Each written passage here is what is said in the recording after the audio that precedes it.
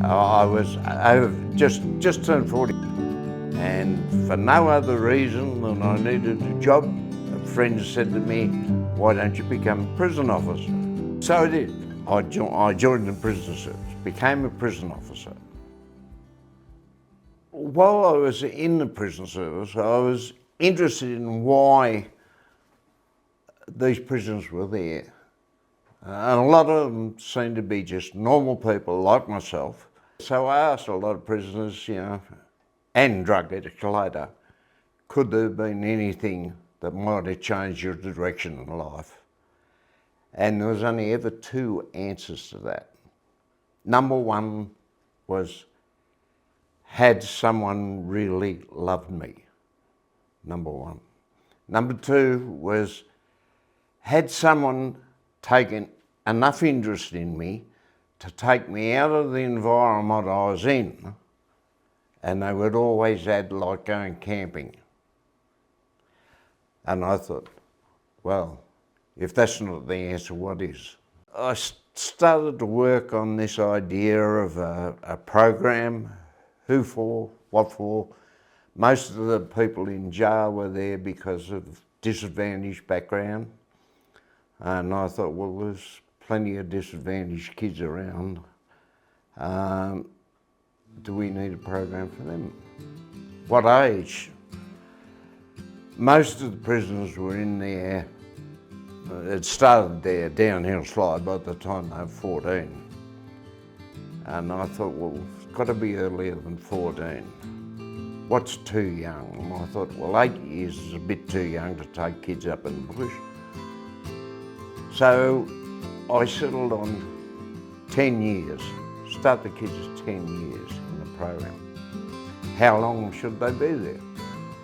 Well, there's heaps and heaps of programs for kids, disadvantaged, whatever, where they'll take a kid out into the bush for a day, give them a really good time, take them back, drop them off in the street where they came from, and that's the end of it.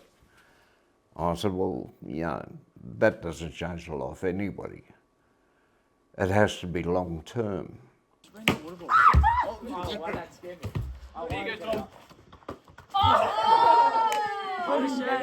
I would have been 16, I think. Yeah, 16. So in year 10 when I met Merv at a working day. Merv was telling me about this program, and he was, wanted to put it together, and it sounded good. It was like just helping kids and going out camping, that kind of stuff. So I guess I just went along and did a few of these camps, and these kids were pretty rough and stuff around the edges, but at the end of the day they were just kids, and they weren't really different to anyone else, and they'd swear a bit and they were a bit rough and that sort of stuff, but they were just good kids.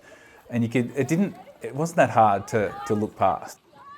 My role there was just to be a friend to them and just be an influence. Yeah! Woohoo!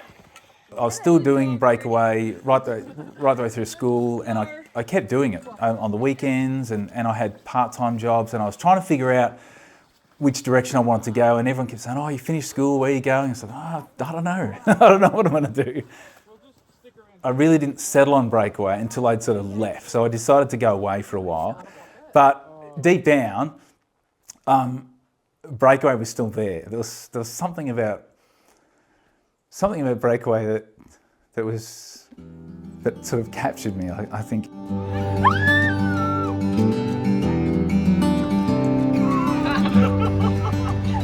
Merv, of all people, he really gets these kids. And what he really gets is that if nobody does anything for these kids, they're going to end up in jail or drug rehab, or they're just going to end up wasting their lives away. Not because they're stupid or because they're useless or they've got no gifts or talents, but just because they've never seen anything. They don't know anything different. They end up doing the same thing with another generation of young people. And the cycle just goes on and on. Merv has seen that. He saw it in the prisons, and then he saw it in the drug rehab program that he did. And he sees the wasted life. He also really got this concept that to help these kids, they don't need sessions and sessions of counselling and all this sort of stuff. They just need somebody in their life who's going to bat for them. The one thing these kids don't have is love. What they think of love, I don't know whether they even think of love, but it's usually totally void in their life.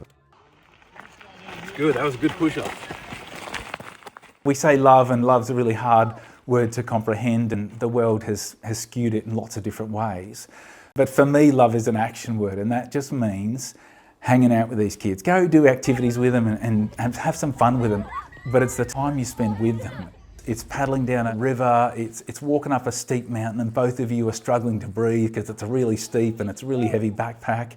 And it's going through those moments with them and encouraging them, and that's what opens up their eyes. 2, 1. We see amazing results in the fact that some of these kids, they go on to become tradies.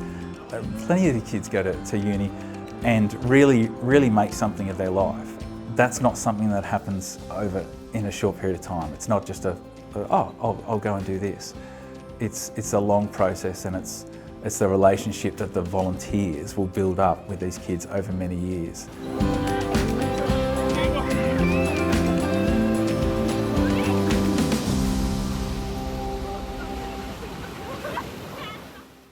Oh yeah, I suppose it was hard work, but it wasn't hard work.